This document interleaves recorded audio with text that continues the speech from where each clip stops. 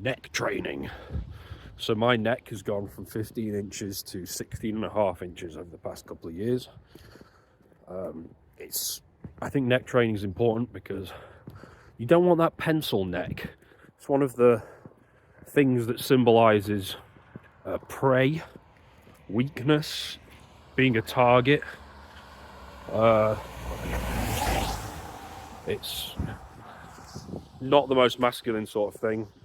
Whereas if you don't believe me, you can Photoshop different people's faces and their neck size. It makes them look completely different. And a lot of it's subconscious. It changes the way you perceive someone subconsciously. Neck training is huge. They also call it nerd neck for the IT guys and guys who are on laptops all the time and not doing enough training. It's not a very masculine sort of look. And I've been getting quite a lot of questions on neck training, so I'm going to talk a little bit about what I've done.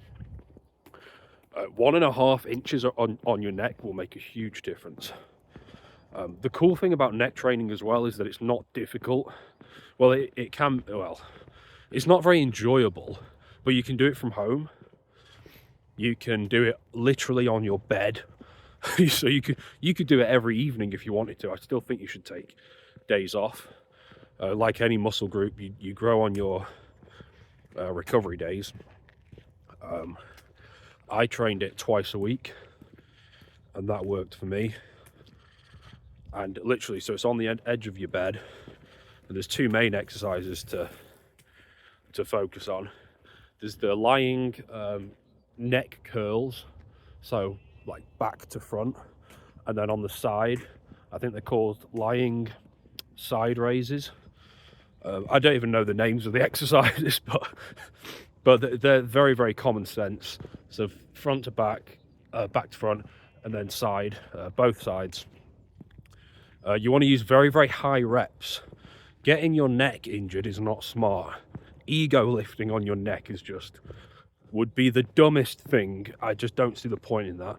If you get injured, you could be out for a while and you might not even be able to work. So be careful with neck training. Use light weights. I've built up to a 10 kilo or 22 pound weight plate, and this is for very, very high reps. I didn't start out with that. I just started out using my hand as resistance and just doing very high reps and getting used to it the first few weeks. Lots of sheep watching me before. And then 2.5 kilos, then 5 kilos, now 10 kilos. And I've just kind of increased it over time. And I'll do 4 sets of each exercise twice a week. And this is to failure as well. The cool thing about going to failure is you know for sure that you're actually having an impact. When everything's achy as hell, like you've done something, you know you've done some damage, so it's been worthwhile. That's all I've done twice a week. Again, you grow on your rest days, you grow when you're asleep as well. And that's been enough to massively increase my neck size. There's plenty of pictures. For the thumbnail, I'll use a before after picture where you can really see the difference. Also, it reduces your stress levels, I found. Same thing with trap training. It reduces your stress levels because there's so much tension stored up in those areas. Training the out of them really relieves a lot of that tension. So it's good for cortisol levels as well. And also, speaking of trap training, my advice would be do something like deadlift, do some sort of key exercise, or maybe even overhead press first, then do shrugs. So you train your traps, but you're also starting to hit the neck more and more on the foundational level.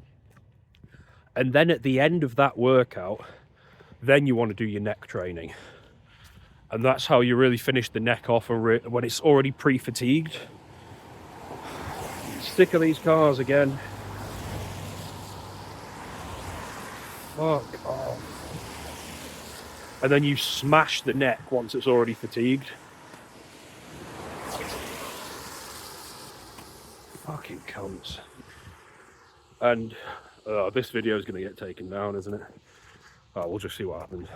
And then you just destroy the neck once, and you hit the foundations first, and then you really finish it off like in these higher areas.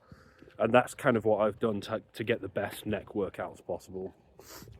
And these are the programs that I've been writing for clients more recently, and they've been getting good results from it as well. So definitely try that out. And if you haven't watched the competition video yet, seriously, I think you should watch it. Competition, how it makes you more masculine versus failing to compete and running away makes you less masculine. Check out that video, you'll find it interesting. See you there.